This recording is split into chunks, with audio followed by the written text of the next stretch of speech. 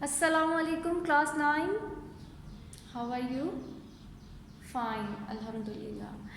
Okay, what we have learned yesterday and the day before yesterday, we have learned about radical form and exponential form of an expression. Who will tell me what was the radical form? क्या होती है radical form? Yes, radical form is of like this. For example, we have cube root of 9. Okay, ये radical form होती है जब आपके पास इस तरह के साइन में कोई नंबर या कुछ भी आ जाए, कोई एक्सप्रेशन आ जाए. This sign is called radical. Okay, this number is called index. This is called radicand or index. Sorry, base. Okay, जो आपके पास ये साइन है, ये क्या है? Radical sign. इसको हम मोस्टली अगर कुछ ना हो तो हम क्या कहते हैं? This is square root. अगर 3 आ जाए तो this is cube root and so on.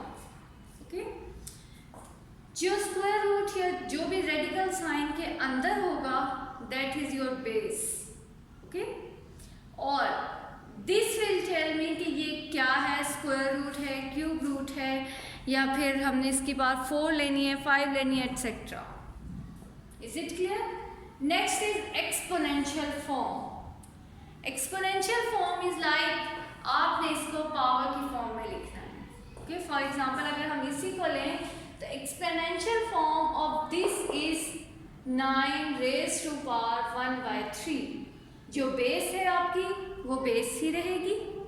जो इंडेक्स है वो यहाँ डिनोमिनेटर में आएगा. ओके, जो इंडेक्स है आपका वो कहाँ आएगा? डिनोमिनेटर में.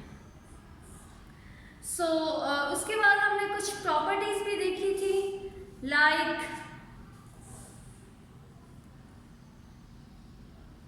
square root of ab into n is same like this square root of n into a into square root of b into n. For example, अगर हमारे पास स्क्वायर रूट के अंदर दो नंबर्स मल्टीप्लाई हो रहे हैं 3 and 2 and their index is 3 suppose, तो हम क्या करते हैं कि हम इसको अलग अलग लिख सकते हैं 3 क्यूब इंटू 2 क्यूब. ओके, दो नंबर्स हैं, मल्टीप्लाई हो रहे हैं under the same radical sign, तो आप उनको सेपरेटली अलग अलग भी लिख सकते हैं. Is it clear? Next was कि अगर आपके पास डिवीजन में है, लाइक यहाँ तो मल्टीप्लाई हो रहे हैं, अगर आपके पास डिवाइड हो रहे हैं 3/2 into cube, same is the case is here. यहाँ भी हम इनको डिवाइड की फॉर्म में लिखेंगे. दो नंबर्स हैं, डिवाइड हो रहे हैं under the same radical sign, तो आप इनको अलग अलग भी लिख सकते हैं. ओके, उसके बाद आपके पास थर्ड प्रॉपर्टी थी. For example if I have 3 cube और फिर इसका फिर से स्क्वायर रूट लिख दें, 3 लिख दें, जो मर्जी. अगर आपके पास डबल रेडिकेंट है तो क्या होगा कि ये दोनों मल्टीप्लाई हो जाएंगे and it will become 3 and the index is 9. Okay, index अगर 2 हैं आपके पास तो वो दोनों मल्टीप्लाई हो जाएंगे. ओके, नेक्स्ट इज अगर आपके पास इस तरह की फॉर्म है a², ऐसी फॉर्म है, लाइक जो आपके पास बेस है उसकी फॉर्म है, उसके अंदर कोई पार है, तो क्या करेंगे, वो पार आपकी होल पार बन जाएगी. ठीक है, फॉर एग्जाम्पल इसको हम we can write it as like this.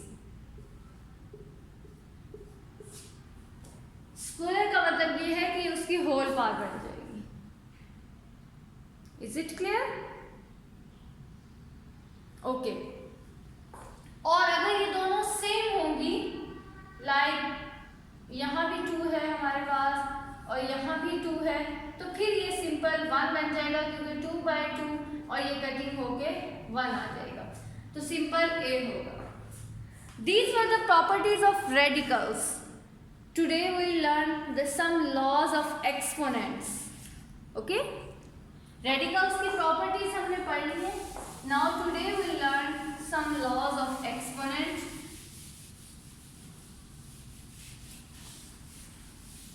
These properties are very important for MCQs. Laws of exponents.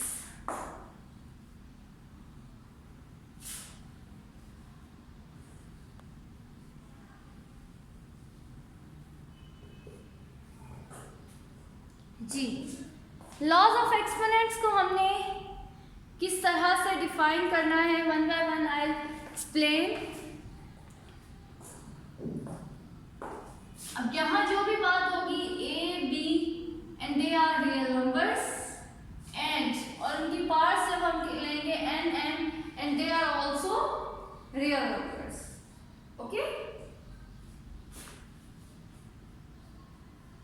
यहाँ लेकिन हम इनको पॉजिटिव इंटीजर्स लेंगे क्योंकि रियल नंबर्स में तो रैशनल और इरेशनल भी आते हैं, पार्ट्स में आपके पास रैशनल या इरेशनल नंबर, इरेशनल स्पेशली नहीं होंगे। तो A, B belongs to real number and N, M are any positive integers, then the first property is, the first law is A into M into A raised to power N is AM plus N।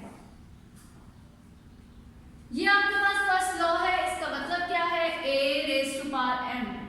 A is base है। जब आपके पास दो basis same होंगी और वो multiply हो रही होंगी, this dot means they are multiply. For example 2 3 cube multiply 2 raised to power 2, तो क्या होगा कि ये दोनों पार्ट्स ऐड हो जाएंगे, फिर become 2 raised to power 5। Okay, जब आपके पास बेसिस सेम होंगी और वो मल्टीप्लाई हो रही होंगी एक साथ, तो पार्ट्स को हम ऐड कर देंगे। The first law is if we have any two exponential numbers, for example a raised to power m into a raised to power n, a क्या है आपके पास बेसिस और बेस आपकी क्या है, सेम है, 2 है 3 है 4 है 5 है अप टू सो ऑन, जो मर्जी बेस है लेकिन सेम होगी तो उनकी पावर्स क्या होंगी, ऐड हो जाएंगी। This is the first law. Is it clear? Second is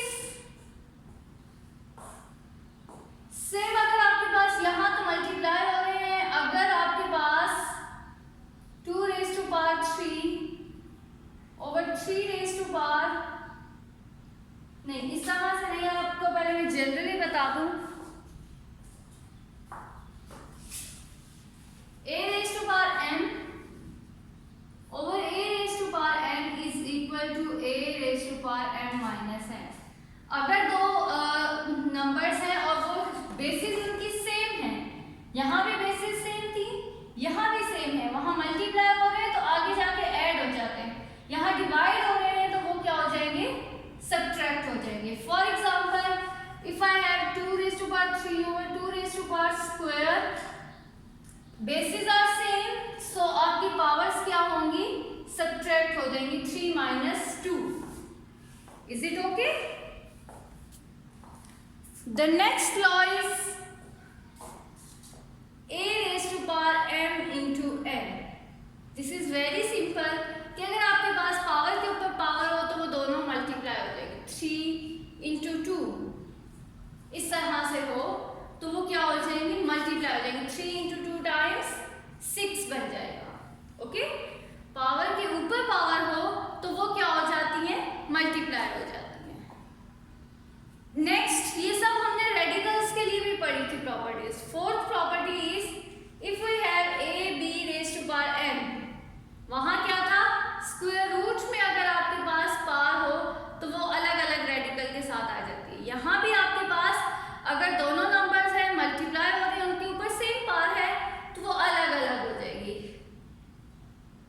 for example 2 multiplied 3 raised to power 3, तो we can write it as 2 cube multiplied 3 cube.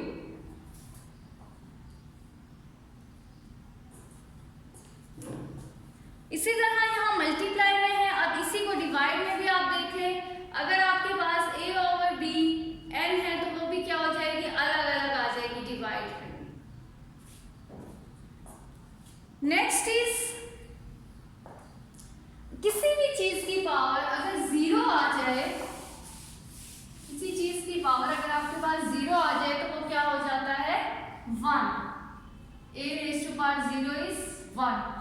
अगर आपके पास 100 raised to power 0 भी आ जाए तो वो भी क्या होगा, 1. कहीं भी आपके पास पावर में 0 आ जाए इट मीन्स कि उसका आंसर क्या होगा, 1.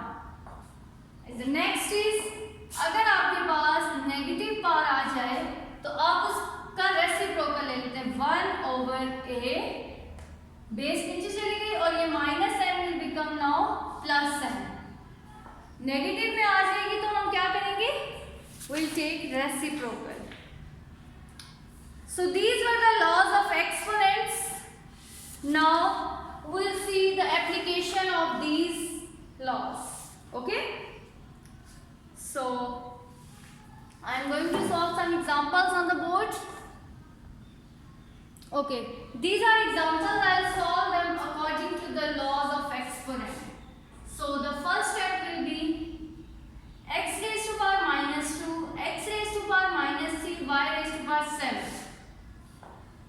जी, सबसे पहला जो हमारा लॉ होगा वो कौन सा हम इस पे अप्लाई करेंगे. अभी हमने पढ़ा कि अगर आपके पास बेसिस सेम है और वो मल्टीप्लाई हो रही हैं तो उनकी पावर्स क्या हो जाएंगी, 8. आप यहाँ ये भी देख सकते हैं कि ये दोनों जो बेसिस हैं वो सेम है और पावर्स सब्ट्रैक्ट भी हो सकती हैं, लेकिन आप पहले न्यूमरेटर को सिंप्लीफाई करें देन आपने डिनोमिनेटर पे आना है. So the first step will be x minus 2, ये माइनस 3 इस तरह से हो जाएंगी आपके पास, ऐड हो गए. ठीक है, ये दोनों पावर्स ऐड हो गई. क्यों, क्योंकि हमें लॉ पता है कि if we have same basis like this और वो मल्टीप्लाई हो रही हैं तो हम उनकी पावर्स को क्या कर देते हैं, ऐड. अब ऐड करें आप, minus 2 minus 3 minus 5 y raise to power 7 over x raise to power minus 3 y raise to power 4. Now we have x in numerator and denominator. Similarly y भी हमारे पास न्यूमरेटर में भी है, डिनोमिनेटर में भी है. तो अब हमने एक और लॉ ये भी पढ़ा था कि अगर बेसिस सेम है और वो डिवाइड हो रही है तो उनकी पावर्स क्या हो जाएगी, सब्ट्रैक्ट. ये वाली a over an same basis है तो उनकी पावर्स क्या हो जाएंगी, सब्ट्रैक्ट. तो हम यहाँ इनको सब्ट्रैक्ट कर देंगे, x raise to power minus 5 और ये minus 3, y raise to power 7 minus 4. ठीक है, तो ये आपके पास बन जाएगा माइनस 5 माइनस माइनस प्लस क्या हो जाएगा, minus 2 and y raise to power 3. अब एक और लॉ हमने ये भी पढ़ा था कि अगर आपके पास नेगेटिव में आ जाए तो हम उसका रेसिप्रोकल ले लेंगे. ये वाली property a raise to power minus n is equal to 1 a raise to power n. तो यहाँ x raise to power minus 2 है तो आप इसको 1 ओवर की फॉर्म में लिखें, y cube will remain same 1 over x square. So this is your final answer. Okay, just हमने लॉज ऑफ एक्सपोनेंट्स को यूज किया और उन प्रॉपर्टीज को अप्लाई करते करते क्वेश्चंस को सॉल्व करना है. सबसे पहले हमारे पास ये था x raise to power minus 2 x raise to power minus 3. Law में हमने देखा कि if we have same basis then their powers will be 8. तो अगर हमारे पास ये दोनों बेसिस सेम है तो इनकी पावर्स क्या हो गई, ऐड हो गई।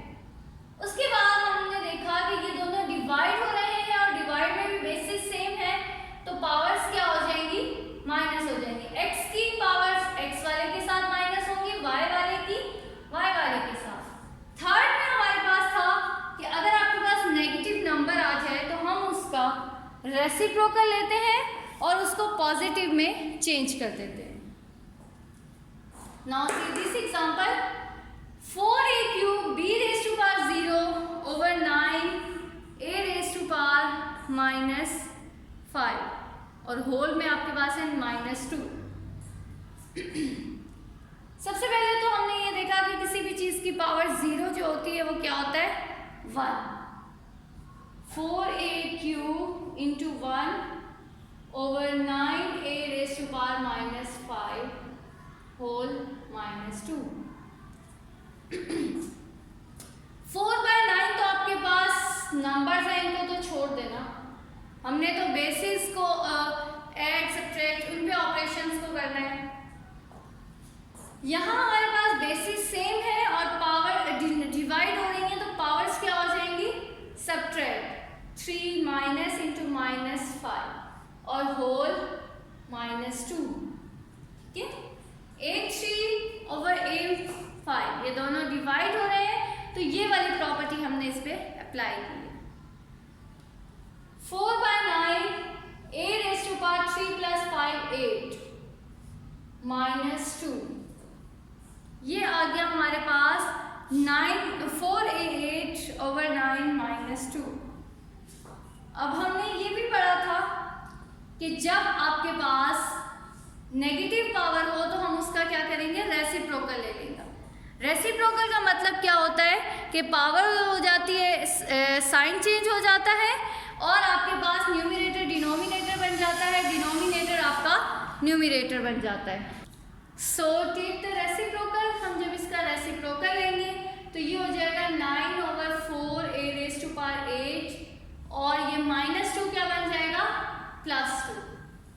चलो अब हमने ये फॉर्म जो है लॉ पढ़ा था कि a over b whole n होगा तो वो क्या होगा, a raised to power n over b raised to power n।